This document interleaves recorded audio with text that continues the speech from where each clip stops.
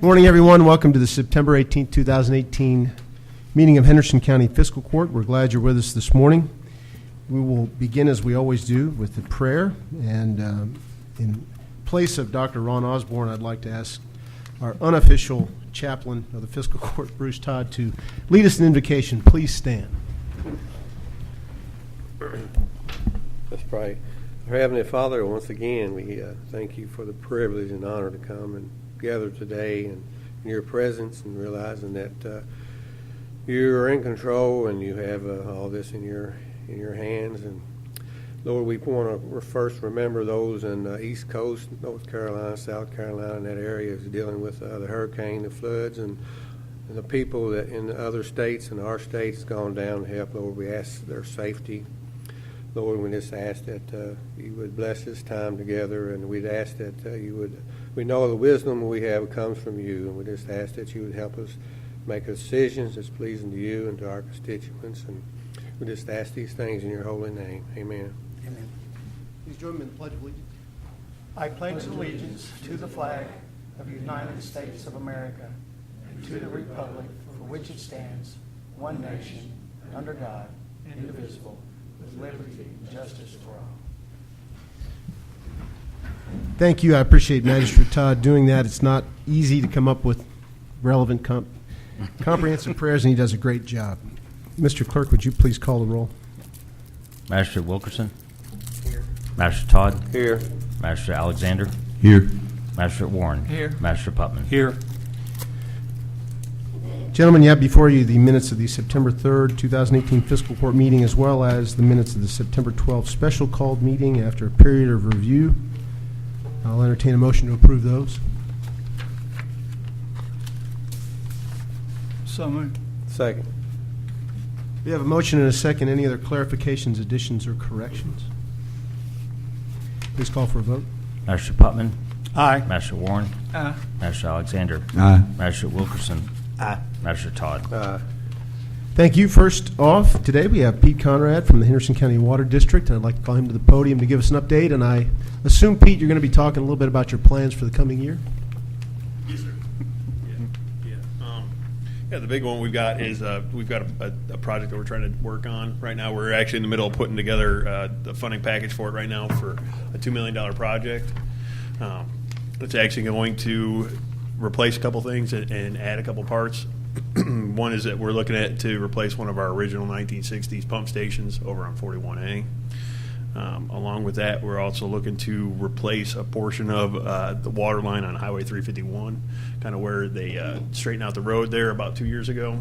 We're going to probably tie onto there and go just a little bit past where 1078 goes north.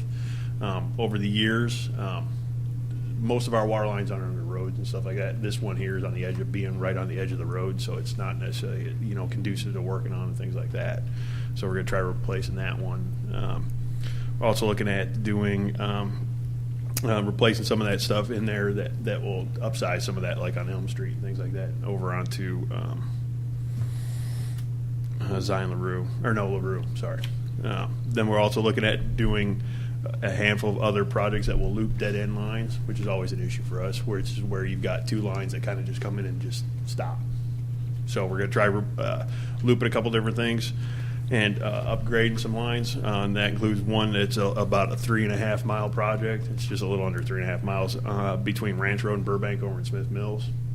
So we'll be upgrading some of that size, which will end up with doing that. That'll give us better circulation area, give us better quality water for the folks, plus also put in some fire protection and things like that, and boost some pressures and stuff. Just trying to look forward to try combating issues that could become something bigger in the future, kind of thing. We're also looking at doing another two dead end lines on Pruitt Agnew Road over by Carroll Hickory Grove Road. And over replacing it and changing out some lines over on between Pruitt Agnew and Posey Chapels. Pruitt Agnew is also, they call it 1277 or 1217. Yeah. So if you're familiar with that area, kind of over in the Cairo area. And then we also might do one on Highway 1299. That one's kind of one that we're putting in there that, depending on how we get bids and things like that, there's a section that we might try tying into Highway 1299 back over to over by Posey Chapel Road. Tried doing some of that, but that's kind of one of those, if we can get bids that are favorable kind of thing. So, and then we're as always we're working on changing meters and things like that, and trying to make some improvements here and there as we're going through. Try keeping up with water leaks. Fighting those. Well, we had a big one on actually on Highway 1299 on Sunday that they ended up finishing up with. Can you give us a quick yesterday. update on that? That one there, they're actually, what it was is we've got an 8-inch water line that comes running down through there, and there's a piece that actually, a T that runs down on Emil Cates, and that actually broke apart on Sunday. I don't know exactly what time. I do know the guys were out there for about 10, 12 hours on Sunday. And they were coming in to come check on it Monday morning, and in the midst of them coming in, it blew apart again yesterday morning, and they actually made a permanent fix on it yesterday. So, and they finished that up about 7, 8 o'clock last night, I believe is what it is, and they're out there today going to try filling in the rest of the hole, because they kept a lot of the dirt out because it was pretty wet, obviously. Is there still a boil water order in Yes, effect? sir. Yep. Yeah. How long do you think that might last? I would guess till sometime on Wednesday. Or, wait, no. Yeah, it should be sometime tomorrow. What it is whenever we end up having to issue a boil order notice and we have to issue them for like breaks or if there's lost pressure and things like that, the test takes between 20 and 23 hours for that. So then, and they've gone out to go get it tested. And then once that test comes back, it has to be sent to Divisional Water. Divisional Water is the one that actually lifts it. We can issue them, but we can't lift them without authorization from the state. Pete, would you do me a favor? Would you, after the meeting, would you work with Beth Smith to kind of prepare that information? Because I know I've gotten a lot of questions over the last 24 hours about this They've already boil put it order up. advisory. It's up on the Gleaner's website Good. right now. And this latest news is? Mm-hmm. Yeah. Excellent. Whenever boil orders are issued, there's a couple different ways we can put them out. If we've got one that's small enough that we can just go out and put tags on doors and make contact with customers, we can do that. And that's usually, we don't do that for anything over about 10 to 20 people at most, if they're all in a little small area. Otherwise, we end up issuing one. We'll end up putting it out through. I know this is the HyperReach was used. Yeah, we do HyperReach. We end up sending out an email that goes to the Gleaner, WSON, News 14, and there's. Did you get that email? I'm trying to think who else. Good deal. Yeah, I mean, it goes out to about 6, 8 people that we end up emailing all out to. To be honest with you, I can't remember exactly who it all is because I ended up just copying and pasting from the same list all the time. So Excellent, thank you. but those go out to everyone, and then when we lift it, it goes out the exact same way. We send it back out again. So. Sorry to interrupt. No, that's perfectly fine. No, a lot of people ask how that works. I mean, because a lot of folks will stop the guys while they're working, and it's like, look, I don't, when's the boil order notice for this going to be lifted? It's like, we haven't even issued it yet. We're trying to fix the leak, So there's always a lot of questions about that, and they're always more than welcome to call the office, which is all part of the information we send out to Beth and everybody else. That hey, if you got questions, just call the office. So. But yeah, that's the reason why it takes so long is because once we take samples, it has to, there's a certain amount of time for the samples to be tested, and then once they're tested, then we've got to get a hold of the state to get it released. So, Any more new projects on your list? nothing right now. No. Any questions for Pete? You don't need an action from us. You're just giving us an update. I know you've sent these off to state level to just file with them and begin working. It sounds to me like you're working in all 3 rural magisterial districts on something. So We're trying to. Yeah. We're always trying to keep them busy, and then within the 2 counties as well too, because we do have those about 230 customers down in Poole. Yeah. So Yeah. down Any in other Mercer County. questions for Pete? I've got one, Pete, on that, back earlier in the spring, we were talking about that fire hydrant Yes, sir. off of 10th and I left the street out in my vehicle, but in behind Langley Hills area. You're talking on Trace Chain? Yes, Yes, sir. well, or out in that area. Yeah. Do you know any scheduling for that? Because I think we allocated some money for the. Okay, we hadn't even come up with a policy or anything like that. I know the judge had talked about it, but it's something that staff has been working on trying to come up with a policy for that money. But, I mean, the way that we were looking at it right now currently is that we're not just putting in hydrants. It's probably going to be something where there's a proportional. Well, you mentioned that there was 60-something homes, so there's a real benefit to us. I Yeah. don't know what policy you're talking I mean, about. we haven't come up with one yet. Yeah. I mean, because, the way I understand it is that the fiscal court was just going to go ahead and give us a chunk of money to do it again. But, we could stretch that farther if we've got, customers that are wanting them put in, Well, that they're going let's- to be paying money towards it Let's kind of get to thing. moving on that then. I didn't know we were. I thought that we were ready to roll with it. Okay, no. Thank, Because I came up with something and presented to the court, and I don't think anything, I assumed then with having the amount of money that we put in, that was it. Because we talked about so much per, And we put in $25,000 with the instruction to Pete that he could use it as he sees fit and his board sees fit for fire hydrants. yeah, Exactly. and we were trying to come up with a policy internally before I took it to my board. You know, staff's looked at it a little bit, but honestly, we've been worn out with leaks right now, to be honest with you, and a handful of other things. So it's been kind of on the back burner kind of thing. But, I mean, I can put it on the front burner to look at coming up with a policy, yes, sir. yeah, I didn't realize it got put to the back, so. Yeah, I mean, it's, yeah. Anything else? Thank you, Pete. I appreciate All it. right, thanks, Judge. Next, we have a representative of the Planning Commission. I believe that's Claudia Wayne, who's going to be speaking to us. Claudia? And one thing I wanted to point out, in Claudia's visit here, or the Planning Commission's visit here, we'd like to get back in the habit of having a Planning Commission representative come and just give us some information about decisions they've made that might impact people in the county that you might get asked about. And I don't want magistrates to necessarily be at a loss if somebody approaches them about a decision the Planning Commission recently made. So Magistrate Alexander was telling me in the past, this happened pretty often, the Planning Commission would brief Fiscal Court on recent decisions. And I thought, after discussing it with staff, that it might be good to get back in that habit. So this is why Claudia is here today. You have in your packet 2 recent decisions they made, descriptions of what happened. And I think it's going to be a regular feature now of the Planning Commission kind of briefing us on these things. So with that, Claudia, I'll give it to you. Okay, the one, Douglas Hunter, that one is a consolidation. That's why we're rezoned it from ag to highway commercial in order to consolidate 2 tracks. It's where Hetty's Pizza is. It's the property behind it, and he's wanting to consolidate that property. Those are with actually that. both in the county, correct? Yes, Yeah. these are in the county, yes. Is there any questions on that one? Well, and Claudia, if you could just clarify, since there was the change in the law and the Sure, the ordinances, 21 days. it all of these decisions used to come to the fiscal court for approval. Now, the way the law and the ordinance is written, it becomes law if the fiscal court chooses or does not choose to decide to take it up. Right, or someone appeals. Or somebody can appeal it to Right. fiscal court. The one thing I want to remind the magistrates is that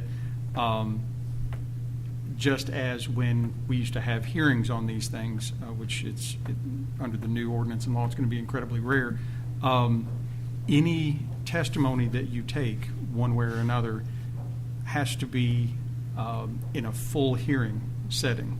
So when Claudia asked for questions, that concerned me a little bit. Okay. Because any decision you make has to be on the record that is given to you by the Planning Commission. And at the hearing, or based on the hearing that was done there, if you get any additional information or different information from what the Planning Commission did, you've got to have a full-blown trial-type hearing. And that's something that slows the process down for everybody and also makes for a very long fiscal court meeting. So. True.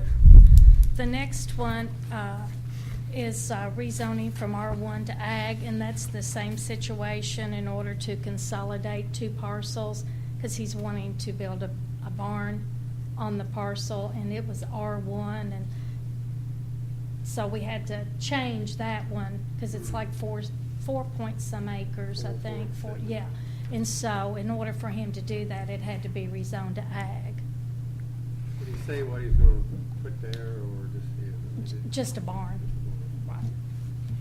And these both, if no one appeals or anything, they'll both be final the 26th of this month. So, Mr. Gold, for the purposes of these briefings, if somebody on fiscal court does have a question, is it best at that point just say, I have a question, and then schedule a hearing at a future date? Those are the options, unfortunately. The answer should be in the transcript of the Planning and Zoning Commission hearing that they do pretty detailed. What we receive is the findings of fact. You can always ask to see those transcripts that would probably Right. be more There- enlightening, and I think those have been transmitted to the fiscal court. Is that Right, correct? So, correct. answers to most questions should be in there because we have a pretty inquisitive planning commission. True. But if not, it would need to be set for a hearing. So the actual Q&A in this setting is limited, unless somebody on the Limited court would like to take it to the next zero, step. Yeah. pretty much, unfortunately. And I don't mean to be, No, you know, I a understand. stickler there. It's But just it's one of true. those things that Yeah. it does become And a would y'all have a problem. choice, if someone appeals it at that time, to uphold our recommendation or hold your own public hearing? So with that, unless anybody has any objections, they want to register officially. I guess a question would be, who decides if a detached garage is... Randy Tassa. Okay, because I mean, you know, I guess there could be a little bit of a fine line Well, between it- what's a detached garage and what's a barn. You know, it depends on, I mean, the use. If it's an animal, I understand it's a barn, but I've seen some garages that are detached that... The reason, and I can't answer totally for Randy, but in my experience, in R1, you cannot have a barn. I can understand that. And it would be the only thing on that property. You see where I'm coming from there? But Randy's, that's his call, that's his decision. If it was ag, Yeah. then he can do that and consolidate the two properties. Is there a acreage number that you have to be to have an ag? A ag exempt is 10 acres. Okay. But you can have an ag that's But you not can 10 have a 1 acre lot out in the county that's ag. Because I actually sold this land to this guy. Did so- you? Mhm. Okay. So you probably know why. I know a little bit about it, yeah. Any other questions for Claudia? Thank you, and look forward to making this a regular feature of fiscal court Okay, meetings. thank you. Thanks. Next, I'd like to call Henderson County Road Supervisor Jeff Risley to the podium.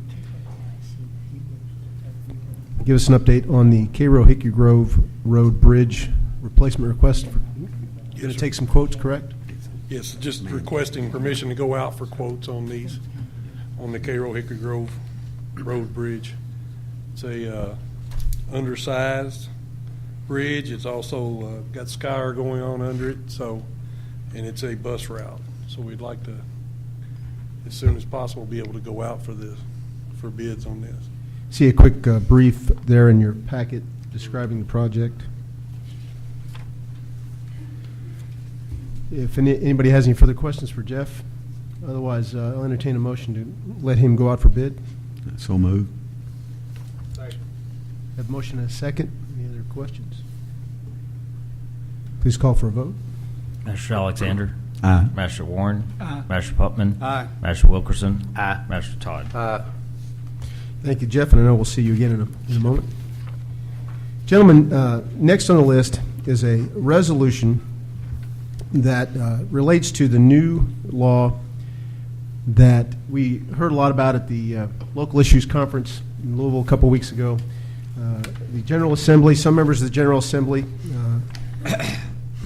passed legislation that required, in lieu of tax money that the Tennessee Valley Authority used to be paying directly to the General Assembly, allowed a good chunk of it to come out to the counties that have TVA properties in them, and we are one.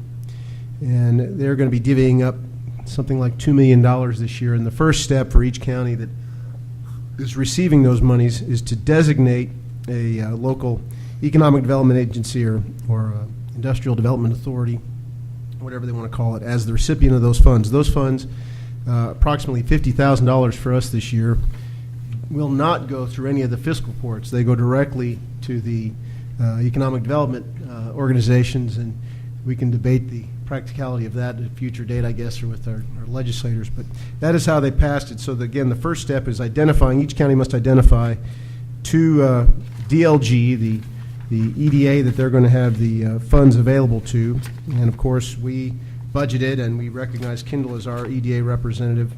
And so this resolution officially designates Kendall as the authority that can appeal for these funds, apply for these funds. When they eventually identify projects that can utilize these funds, they'll have to make formal application, and that application will go through fiscal court. We'll have to sign off on that, so we do have oversight. But the money cannot come to the county. And again, I'll remind you that we kind of budgeted for this money to go to Kindle, anticipating that would be the case. It came out a little bit more restrictive than we thought, as we talked about at Local Issues Conference. And there'll probably be some debate about that in the coming years, but I'm glad that the state took this step and allowed more money to flow towards the counties for economic development issues. So anybody have any questions about this? Again, we talked about it pretty extensively at the Local Issues Conference when they presented about it. I will have the clerk read the resolution, please. Adoption of a resolution of the Henderson County Fiscal Court designating Kindle to receive Tennessee Valley Authority TVA funds under the Regional Development Agency Assistance Program. Whereas Henderson County desires to promote and carry out economic development efforts on behalf of the residents of Henderson County, and whereas it is recognized that the Regional Development Agency Assistance Program funds available to the county pursuant to KRS Chapter 96 and 2018 Kentucky General Assembly House Bill 200 Budget Bill impose certain obligations and responsibilities upon the county and will require: 1, the designation of an Industrial Development Authority, IDA, established under KRS 154.50-301 to KRS 154.50-346. And number 2, approval of a satisfactory application to be transmitted to DLG for approval. And we will be designating Kindle as our economic development / industrial development authority. So I'll entertain a motion to approve that resolution. So moved. Second. We have a motion and a second. Any other questions, comments? Please call for a vote. Master Putman. Aye. Master Warren. Aye. Master Alexander. Aye. Master Wilkerson. Aye. Master Todd. Aye. Thank you. The next item on the list is actually a bit of good news. We have with us today Doug Bell, who is chairman of the West Kentucky Industrial Development Authority Foundation. I forget what the exact name of that is. The owners of the board that controls 4-Star Industrial Park, and I'll also ask to come up with him Jeff Risley from our road department and Donna Crooks from Kindle, which is the official administrative body for the foundation which oversees the park. They're with us today to help with a bit of housekeeping involving what's known as the Build Ready site at 4-Star Industrial Park. That is the site that is off Southern Star Way, right at the corner of Southern Star Way and 41. We have a potential buyer for that piece of ground, which is good news.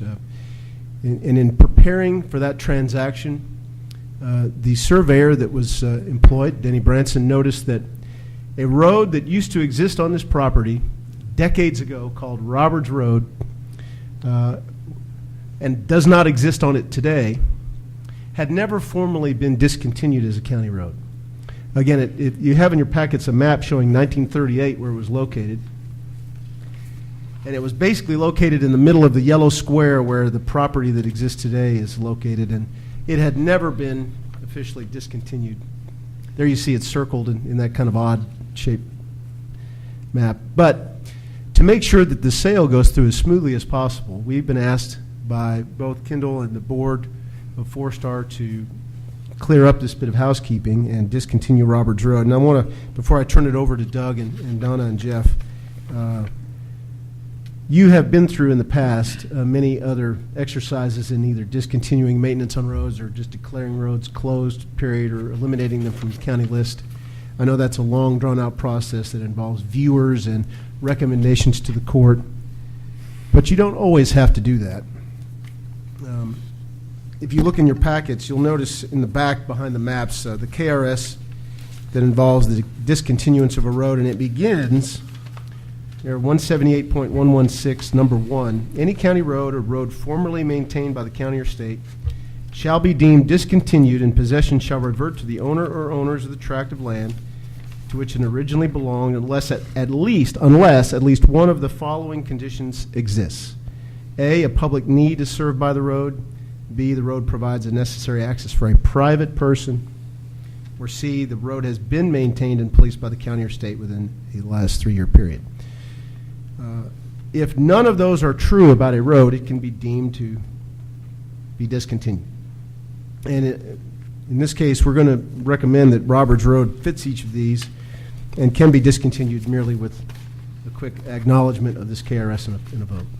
And Judge, I would go even further to say that under that statute, the statute itself deems it discontinued. The question is, there's usually a good deal of discussion about the public need or the necessary access, and that's why typically when we discontinue a road, we go under KRS 178.070. That's the one where you appoint the viewers and things like that.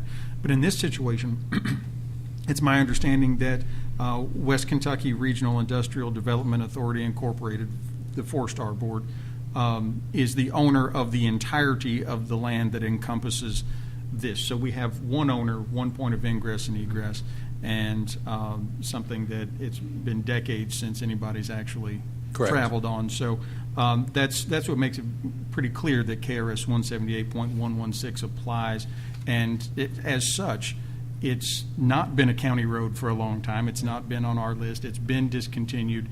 What we're doing here is just officially recognizing that fact to clear up any potential title issues that may come down the line when somebody looks at this 1938 property map. This is basically just recognizing that at some point in the last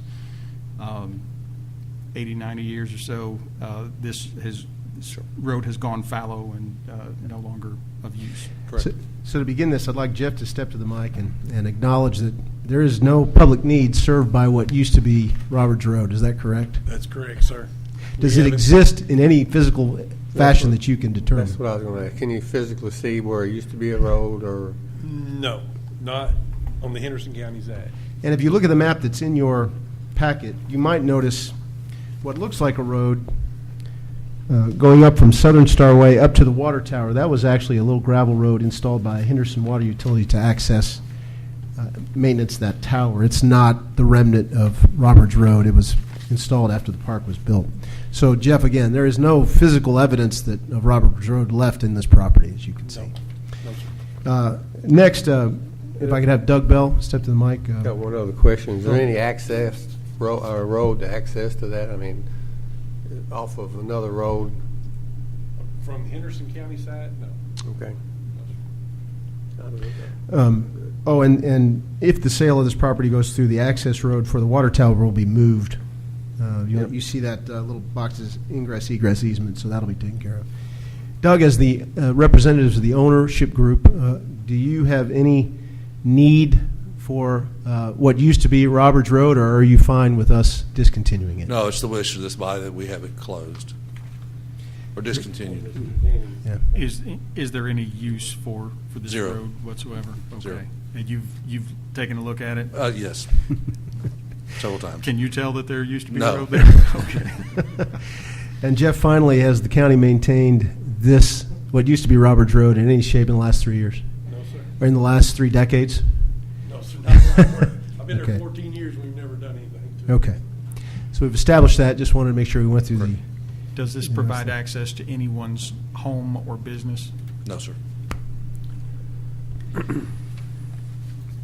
So, again, to make sure that the transaction here goes as smoothly as possible and nobody in the future might have any issues with existence of a public road. No, It's part of the requirement. actually, we're just cleaning up some housekeeping that wasn't done years ago, should have Right. been, and we're just cleaning it up today. Right. Since there's no road there, no appearance to be a road there. So in that case, Mr. Gold, because of the parent KRS, do we still need to take a vote, you think, in some fashion? Yes. I think what this would provide a record recognizing, it's the fiscal court recognizing after having taken testimony that KRS 178.116 applies now and has applied for some time. So at that point, if anybody is doing records research in the future, they'll be able to find the minutes of this meeting and this resolution to say that, okay, Roberts Road is no longer a road and hasn't been for quite some time. I would certainly entertain a motion to that effect. So moved. And we do have a resolution before us. Oh, I'm going to read the resolution. Oh, yeah. Resolution acknowledging the discontinuance of Roberts Road by operation of law pursuant to KRS 178.116. Whereas KRS 178.116 states that any county road or road formerly maintained by the county or state shall be deemed discontinued and possession shall revert to the owner or owners of the tract of land to which it originally belonged unless one of the following conditions exists. A public need is served by the road. B, the road provides a necessary access for a private person. Or C, the road has been maintained and policed by the county or state within a 3-year period. Whereas there previously existed a road known as Roberts Road on the Henderson County Road Maintenance List, but said road passed into disuse and ceased servicing travel many years ago.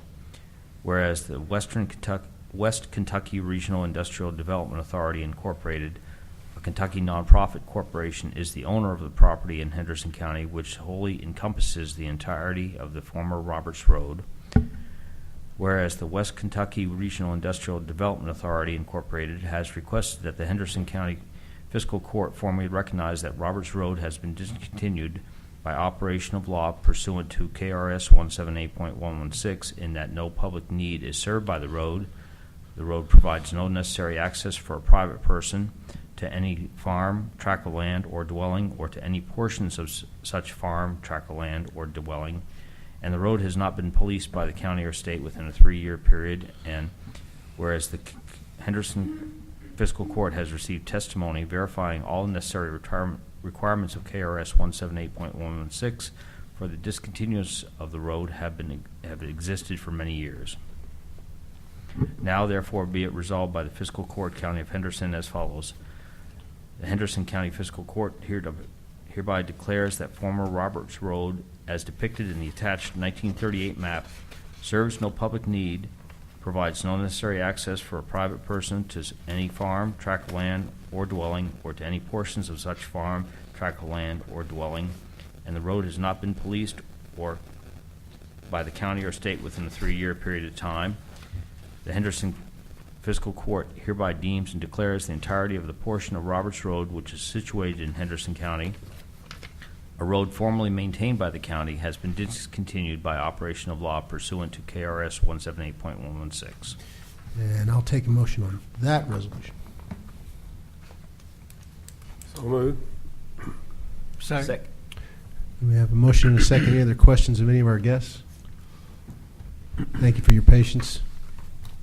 Please call for a vote. Magistrate Wilkerson. Aye. Magistrate Todd. Aye. Magistrate Alexander. Aye. Magistrate Warren. Aye. Magistrate Putman. Aye. And hopefully our next discussion about that pet of land will be some very good news. Thank you. Thank you.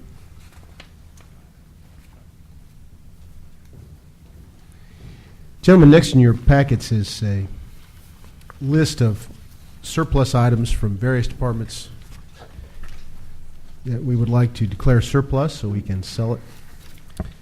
If you want to review that list real quickly, feel free, unless you have questions. I'll entertain a motion to, well, we're going to read a resolution, but after a quick review, any questions?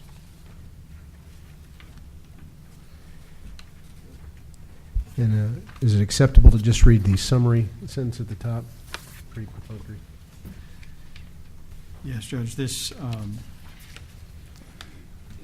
is the standard surplus property resolution that we've done probably 5-6 times in the last year. So the wording of the resolution doesn't actually change. It's the schedules attached. And again, a series of printers and odds and ends from various departments offered up for surplus. Any questions?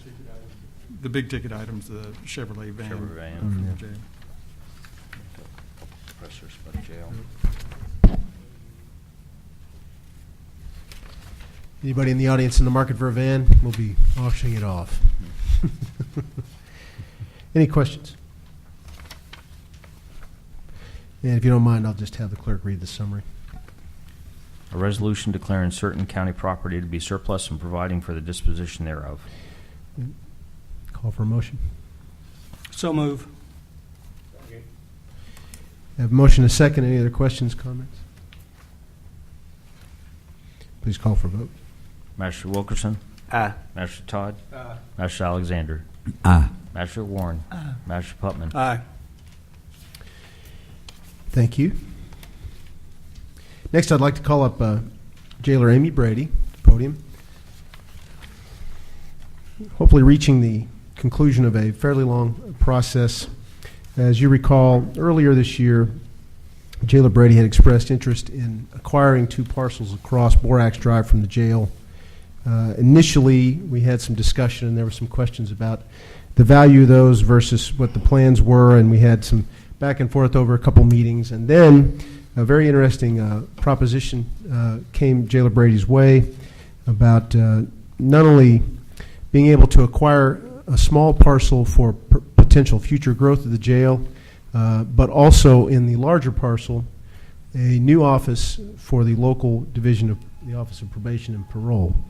And back in June, we opted to take out an option on those 2 pieces of ground while Jailer Brady worked out the potential details with the Office of Probation and Parole on building the new office and owning it and having a long-term lease with that entity.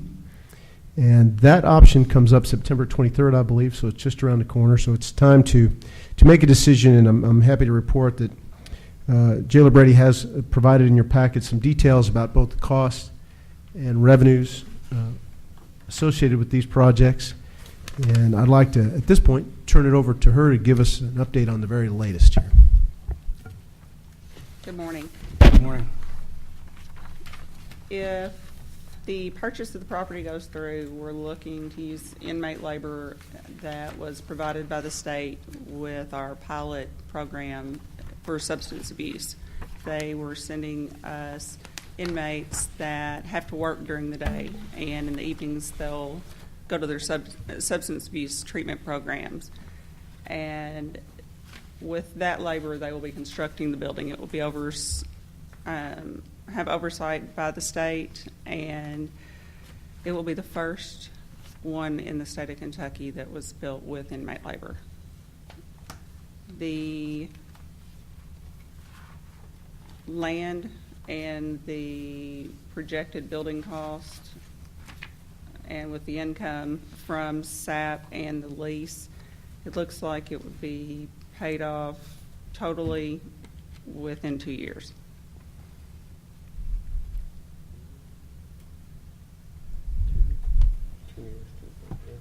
Good.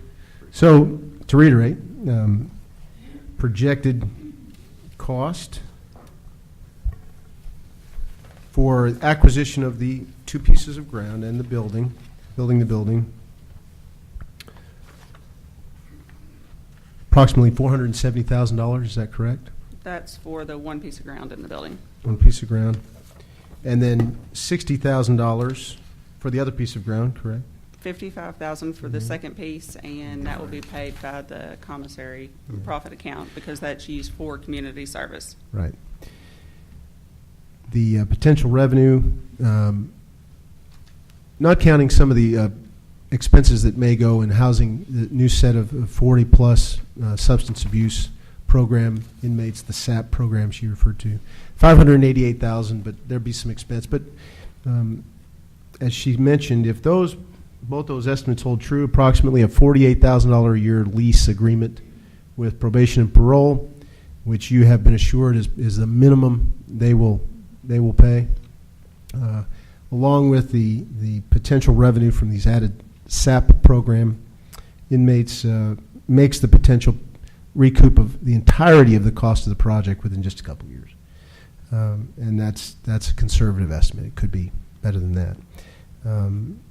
So good job. I know we do not yet have in writing. We're still waiting on probation and parole to come back with a couple commitments. They're waiting on some final pieces of information. Is that correct? They're waiting on the paperwork, which I couldn't send until we voted today, one way or the other. The estimates on the cost of building the building were provided by Tim Skinner, our architect, and Between Tim and Mr. Spencer.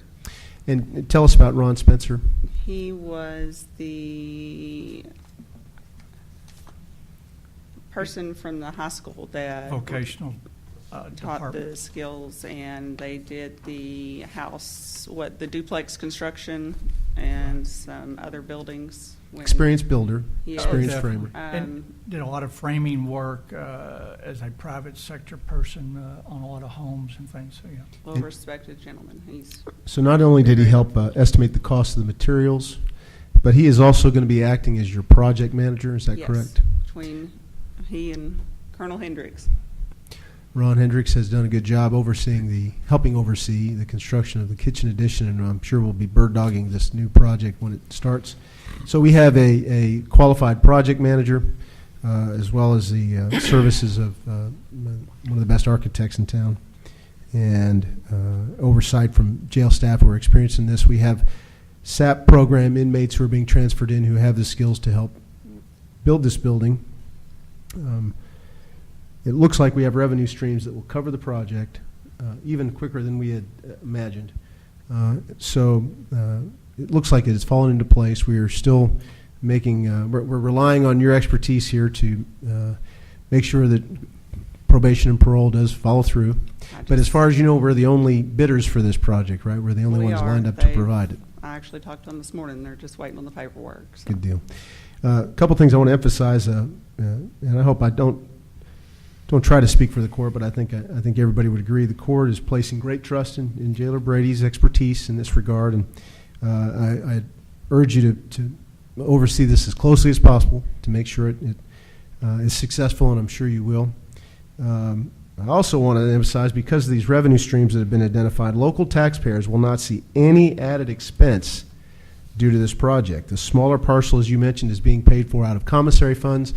It will be available for future use for something like, say, a halfway house or a work release program, and in the meantime, we'll provide ground for your jail garden. The larger parcel in the building, the funds for that, after fiscal court agrees to front the money and purchase the land, we will be reimbursed by both the commissary fund and the jail reserves.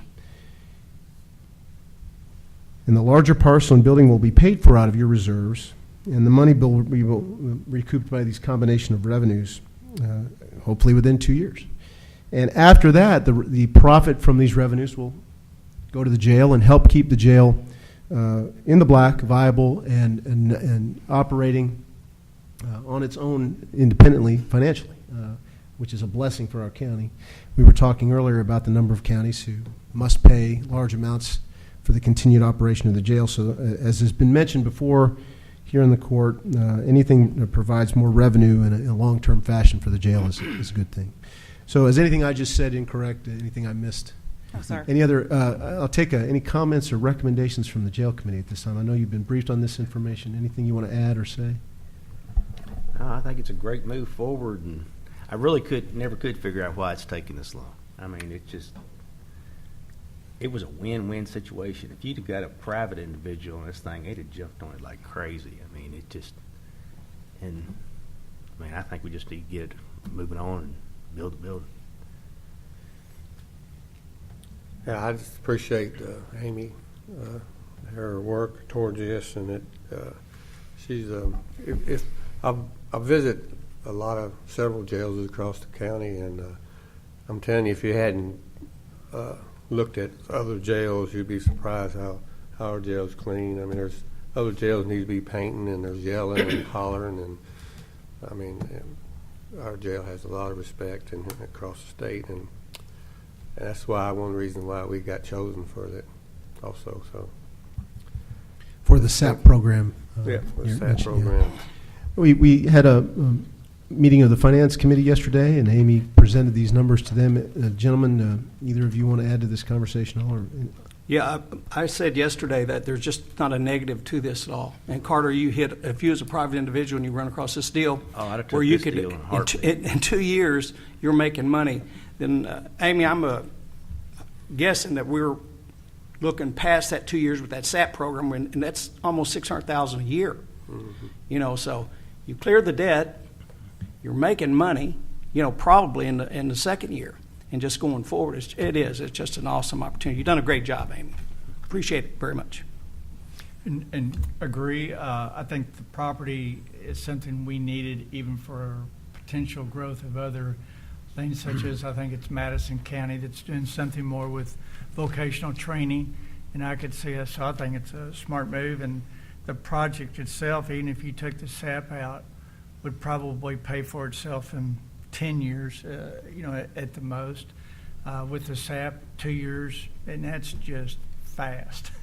And even 10 years, I can tell you there's investors that would be glad to take a payback in 10 years. So it's just a win-win for the taxpayer and definitely for the jail. And Amy, you deserve a lot of credit for this. Thank you.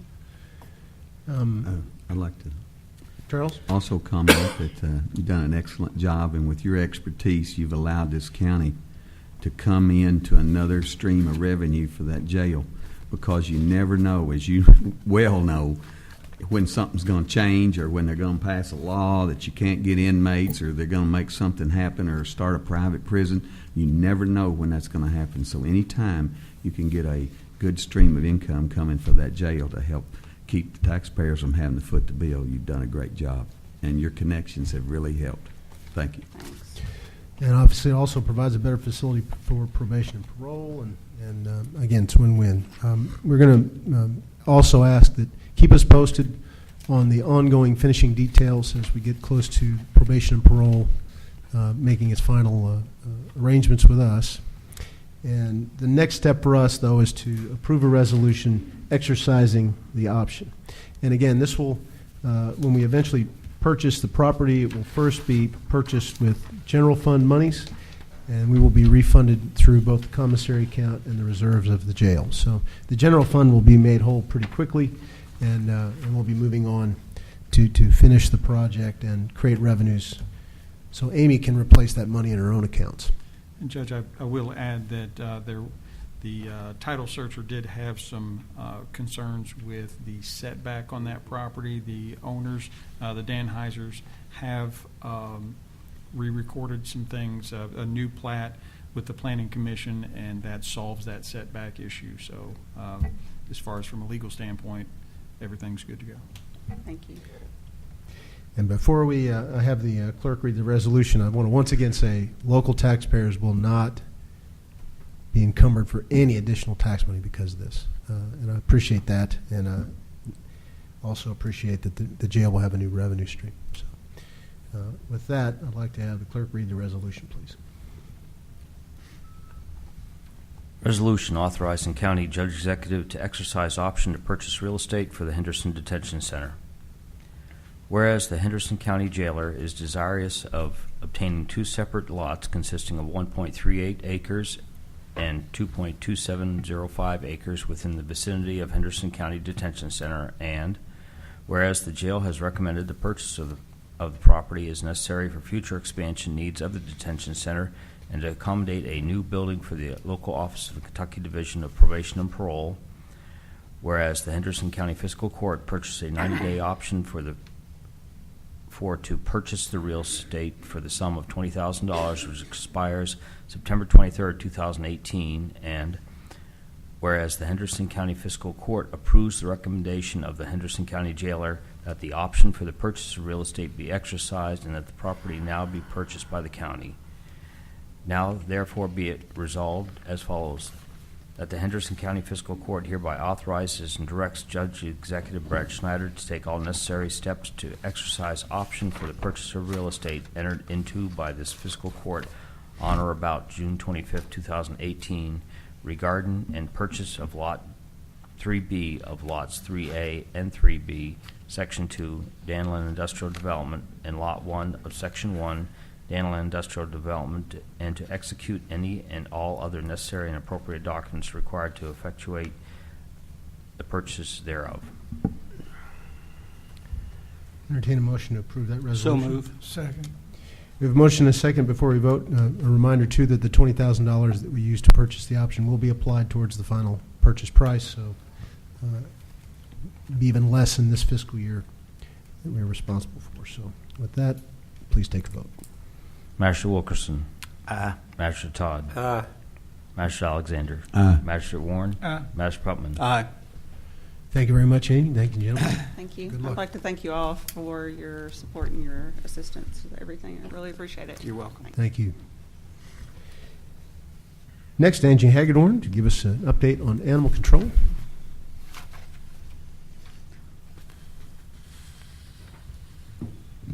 Good morning, everyone. Good morning. I'm too short for this. Okay. Has everybody had a chance to look at the financials?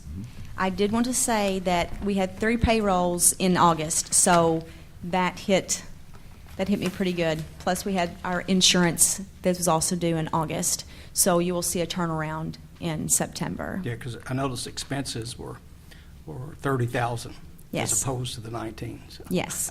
You That's- get where I was going to ask anyway. So. Yes. So I just wanted to let you know Thank that you. that's where it's from. Also, as you know, we had an outside source bring parvo into the building, so I had to, as the warden, I had to take some measures so that I could contain it because it's a very contagious and easily spread disease. Our assumption is that a visitor, because it carries on your skin, it carries on your shoes, it carries on your clothes, and we had some puppies that were coming available to be adopted, and so we had a lot of traffic in for people looking at puppies. And even though we take extreme measures, things happen, and so all of our puppies have expired due to parvo. They had received their first round because they have to be a certain age before they receive their first round, and they were due for their second round, and they were not able to get that. So we did our parvo protocol. We quarantined the kennel part of the shelters where the dogs are. We did our cleaning protocol like we're supposed to during a parvo outbreak, and so far we've not had any other outbreaks in the shelter. So on Monday, as long as we have no other outbreaks, I will be opening the shelter to intake dogs and to adopt dogs out. That's good news. Yes. Also, we had a wag walk was supposed to happen on Saturday, and we have had, because of public awareness, we have had people from the community bring up animals saying, hey, something's not right with my dog, can you test it? And we've had numerous positive parvo tests just from people out in the community bringing dogs in for us to test. So I spoke with the board, spoke with the city, and we have rescheduled that for November the 10th because it would be irresponsible for me as the warden to have an event in which we encourage dogs to come together, us to walk them in the community, with me knowing that there's still an active strain of parvo out in the community. So that has been rescheduled for November the 10th. So please participate.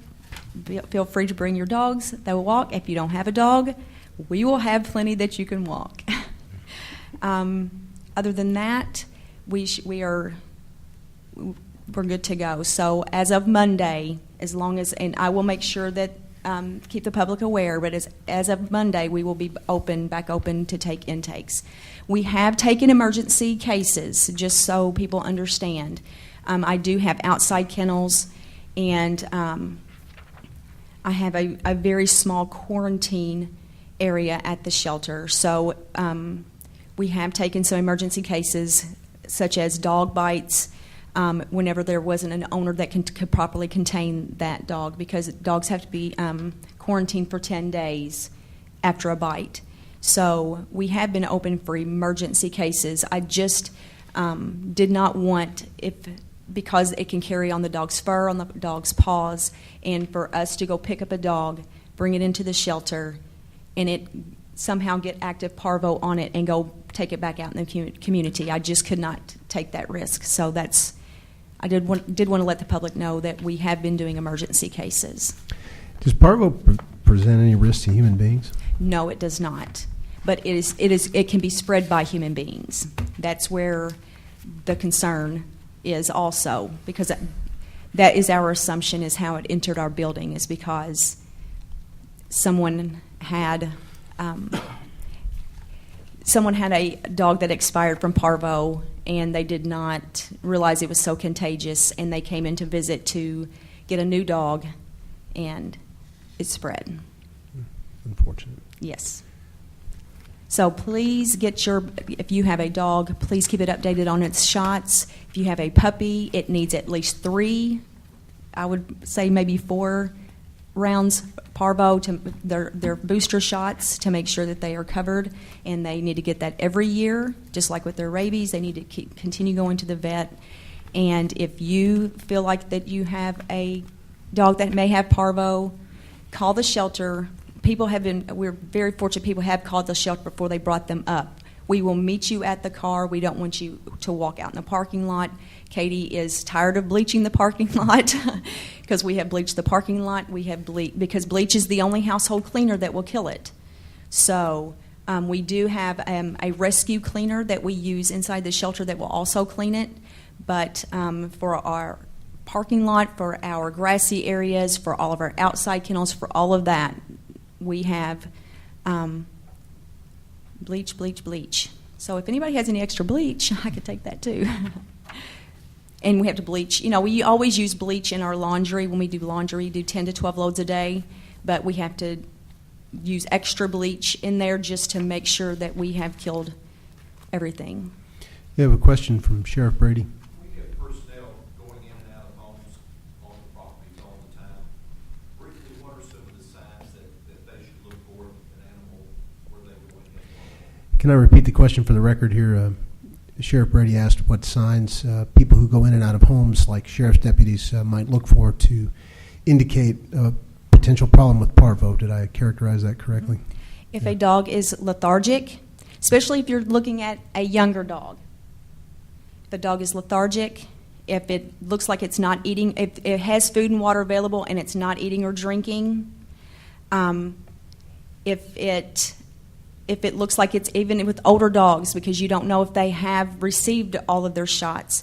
If they are thin, they just do not look healthy, that is what I would look for. And bleach wipes on the bottom of your shoes work wonders. You're welcome. So you have no idea. This is we take it extremely seriously, and so that's why I took the measures that I did, and I appreciate the county and the city working with me and understanding the seriousness of it. Certainly. Any other questions of Angie? Good luck. Thank Continue you. to handle that issue. Okay, thank you. Next, County Clerk Renisa Abner with her report.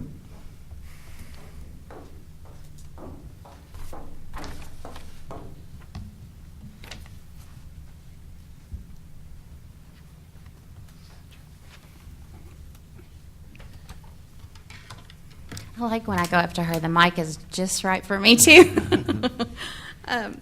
For the month of August 2018, payments to the county, excess fees for the month, $111,002.02, and the total amount remitted to the county, $173,210.66. It was a great month. We had our tax sale. It generated $16,000 more in delinquent tax sales than compared to 2017. So we are doing very well. And for the year from January to August, we have $35,000 more in excess fees to the county. So these last 2 months have been really good for revenue. Thank you very much. I also want to pass along a compliment. Something we didn't quite factor in when we were terminating in the volunteer fire department funding program. In addition to the great job Sheriff Brady's staff does in collecting the fees on tax bills and turning them back out to volunteer fire departments, delinquent tax bills also include these fees, and your staff has done a good job of making sure those got collected and sending them back out to the volunteer fire departments. And the total of that through August has allowed us to hit almost exactly, if not exceed a little bit, our revenue projections for the fire departments for this first year of the program. The average for all 10 fire departments was 101% of our projected revenues, and the amount collected on delinquent tax bills made the difference. And so we appreciate you doing that. And I know when those first started to come in, we had to work on the process for getting them back out. We got that solved. So good job, and thank you very much, and appreciate all you do. Thank you. And on the topic of the fire dues, thank you to Kurt for working with me. We're trying to balance everything for the 2018 tax bills. Right. It's always a tax season. Yeah. It's year-round. So anyway, he was a tremendous help with me, working with me on that. So thank you. Entertain a motion to accept the county clerk's report. So move. Second. We have a motion and a second. Any other questions? Please call for a vote. Master Putman.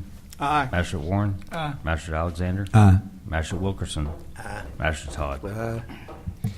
Jailer Brady, we have down on the agenda detention center report. Did you have more that you needed to talk to us about? Good to go? Okay, we will skip on that one. And you also have in your packets, gentlemen, the Sheriff's Department report for the month. Want to review those? Any questions of Sheriff Brady while he's here? Move to accept. Second. We have a motion and a second. Again, any questions? Please call for a vote. Master Putman. Aye. Master Warren. Aye. Master Alexander. Aye. Master Todd. Aye. Master Wilkerson. Aye. Thank you. Mr. Gold, your report. We've got several checks today.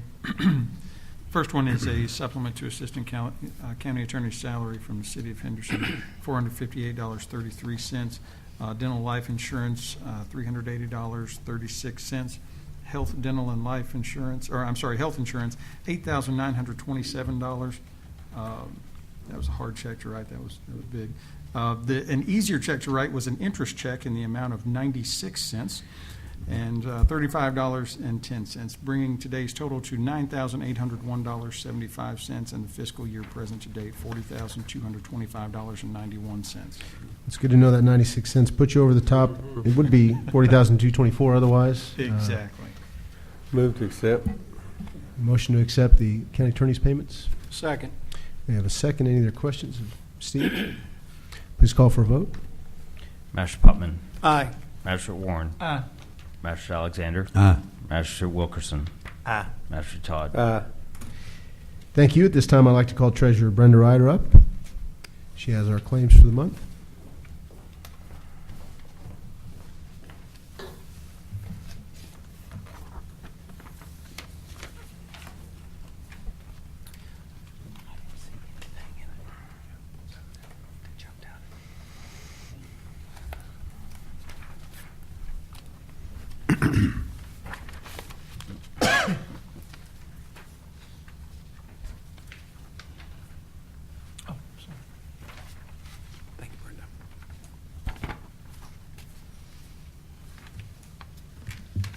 These are your bank balances after paying claims today.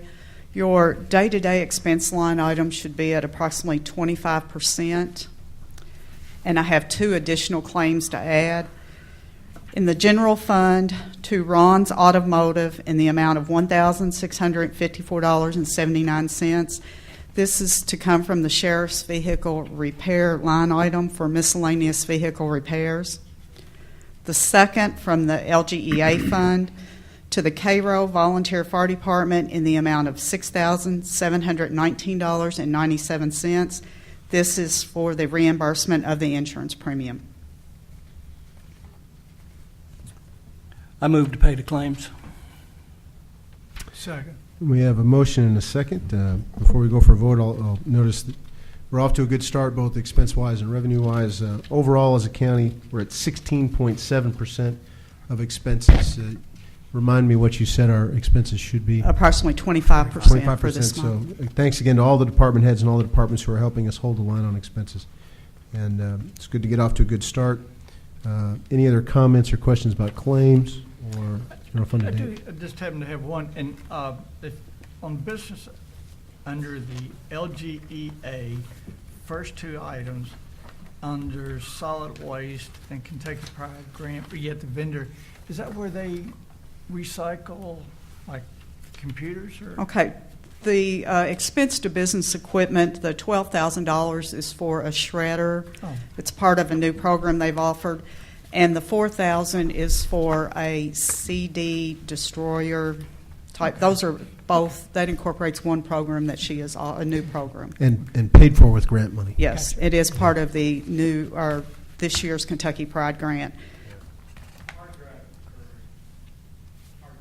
Hard drive destroyer. Yeah. Destroyer. And we think the both will be of good service to the community. Yes. And Nancy Watkins is doing a good job of hunting down that grant money.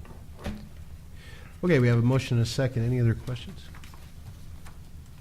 Please call for a vote. Master Putman. Aye. Master Warren. Aye. Master Alexander. Aye. Master Todd. Aye. Master Wilkerson. Thank you, Brent.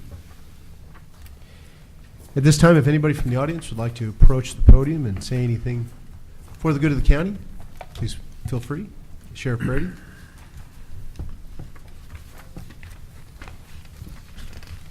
Now that the short people are finished, I'll put the mic back up. Just wanted to let you all know tax bills come out next month. Good news.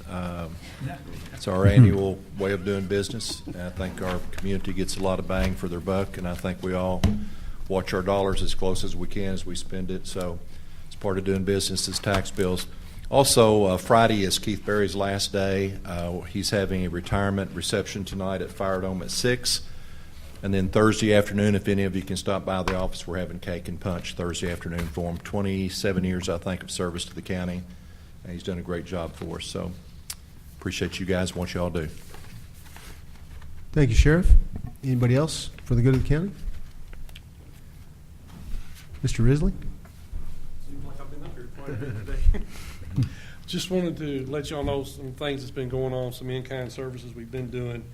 At the school bus garage, we've been grading their back lot where they park the buses at. We've also been straightening out the drainage around the bus garage, which also helps the sheriff's department's impound yard. It helps the recycle building. It helps the road department. We're going to be ditching down Sandball Way. I don't know if y'all have been down there when we've had a hard rain or not, but it's almost impassable unless you're setting up in a big four-wheel drive truck and know where the ditches are. So that's just some of the stuff we got going on. Also, we're rocking the bottom roads in District 1 right now, hopefully to be finished up tomorrow on that side. Then we'll be moving to District 3.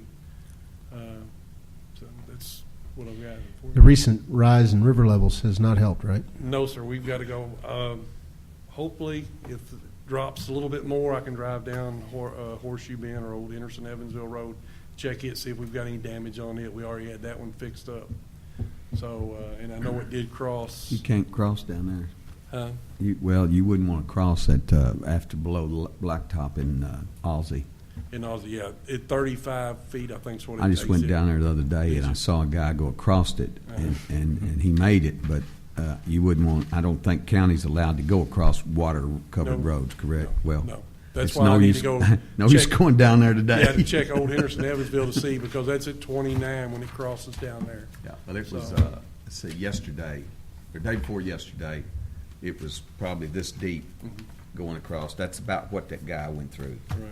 And it's supposed to make a fast drop, so we'll be getting But on they that also road. told us Saturday morning at the meeting that there will be another flood coming. Just write it down, didn't I? think this our Well, with the hurricane Yes. and other Midwest storms, some of that may end up coming down the Ohio he said Valley. you could write it down. Isn't that, Right, wasn't that right. correct? Okay. Well, time to harvest as fast as you can. Anything else, Jeff? No, sir. That's it. Thank you. Anybody else for the good of the county? Master Putman? I'm all good, Judge. Thank you. Master Warren? Well, Joe, sir, I want to thank you for the work on Green River Road, much improved as far as cutting back on not only the Johnson grass, but the tree limbs.